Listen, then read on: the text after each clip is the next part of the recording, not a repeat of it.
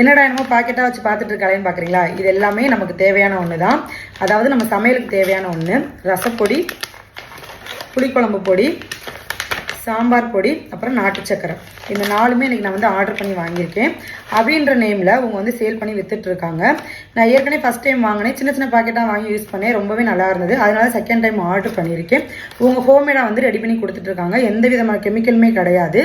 இவங்க வந்து நிறைய மசாலா தூள் ரெடி பண்ணி சேல் பண்ணிட்டு இருக்காங்க. சாம்பார் பொடி, இட்லி பொடி, மீன் குழம்பு பொடி, புளிக்குழம்பு பொடி, பருப்பு பொடி, இந்த மாதிரி எல்லா பொடி வகைகளுமே வந்து சேல் பண்ணிட்டு இருக்காங்க. எல்லாமே ஹோம்மேடு தான், நோ கெமிக்கல். நம்ம வீட்டில் வந்து எப்படி நம்ம ரெடி பண்ணி நம்ம வந்து யூஸ் பண்ணுறோமோ அந்த மாதிரி தான் அவங்க ரெடி பண்ணி சேல் பண்ணிட்டு இருக்காங்க. அது மட்டும் இல்லாமல் ஏபிசி மால்ட்டும் வந்து சேல் பண்ணிட்டு இருக்காங்க. நட்ஸ் மால்ட்டு, ஏபிசி மால்ட்டு, அப்புறம் மாவு வகைகள், உளுந்தங்கஞ்சி, அப்புறம் அரிசி மாவு, எல்லாமே வந்து சேல் பண்ணிட்டு இருக்காங்க. அது ஹோம்மேடா பண்ணிட்டு இருக்காங்க.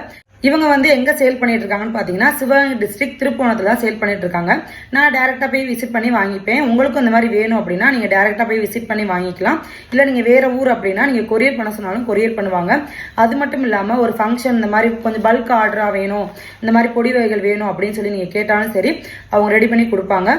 உங்களுக்கு இந்த மாதிரி ஹோம்மேட் மசாலா தூள் வேணும் அப்படின்னா அவங்களோட நம்பர் ஸ்கிரீன்ல தரேன். வேணுன்றவங்க கால் பண்ணி ஆர்டர் பண்ணிக்கோங்க.